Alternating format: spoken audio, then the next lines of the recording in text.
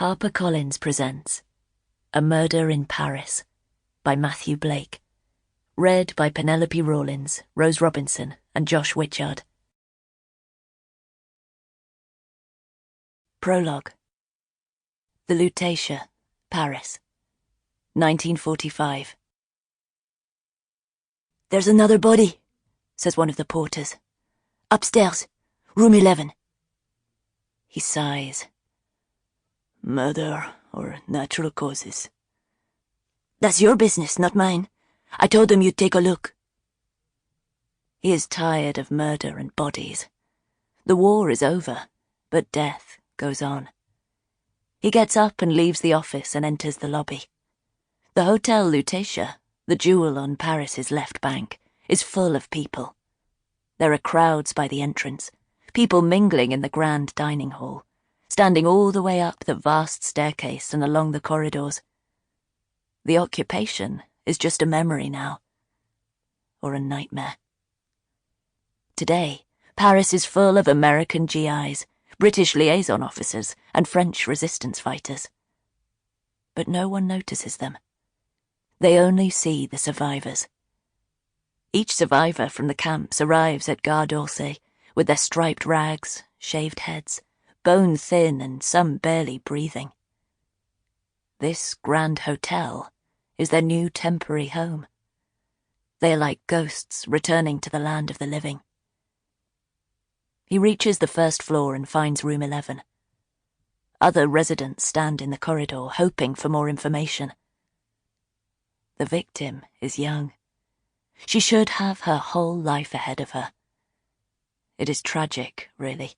But so are most things in this city after the war. He bends down and puts his fingers towards the neck, feeling for a pulse. She is dead, right enough. He checks the name on the records. The Red Cross don't want bodies registered here at the hotel, so he will say she died in transit, one of the many who never made it back to Paris.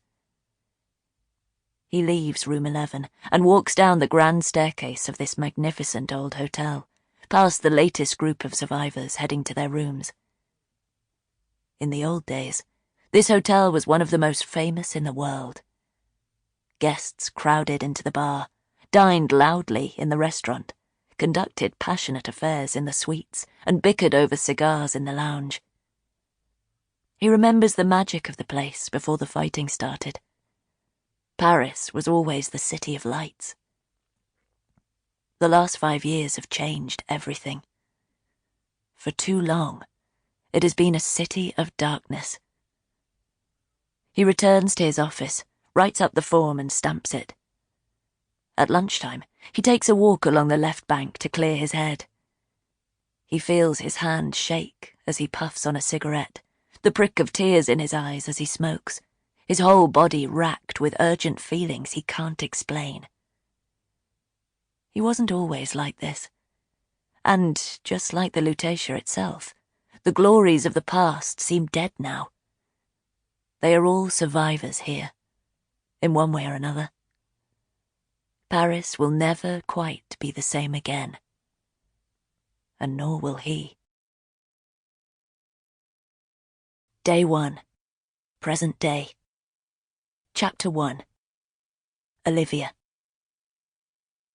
The call comes at the worst possible time. I'm getting TJ ready for school.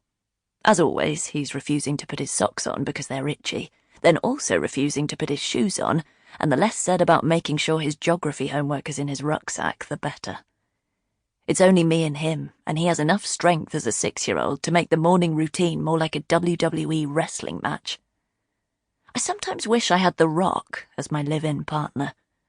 I'm sure he could ace the no-shoes dilemma in 30 seconds flat. But, alas, it's just me.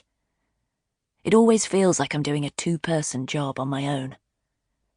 Eventually, I corner TJ on the stairs and manage to wedge the shoes on, velcroing them up tightly before he has a chance to protest, and I find the dog-eared homework perilously close to the marmalade jar on the kitchen table. He's incorrectly identified Asia as Africa and put North America across the shape of Europe. It's too late now. Only the top... Sample complete. Ready to continue?